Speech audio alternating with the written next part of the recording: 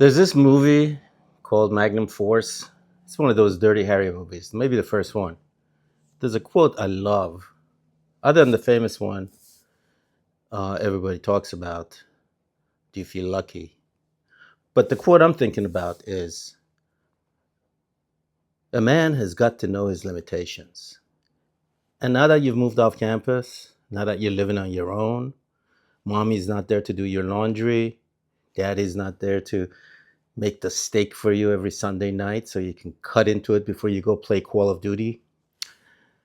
Well, now that you know your limitation, this is where you're going to learn how to do these things that you were supposed to learn back when you were living at home. Why are we doing that? Well, the reason we're doing that is that you run out of money for DoorDash, and Uber Eats is getting more and more expensive every day. You can't stand another slice of pizza, and all you have in your refrigerator is beer. So I'm thinking this is where you're going to come for a library of all these videos. Less than 5 minutes. Spend 5 minutes to learn how to peel a potato, to how to boil it, add butter to it, and make a mashed potato.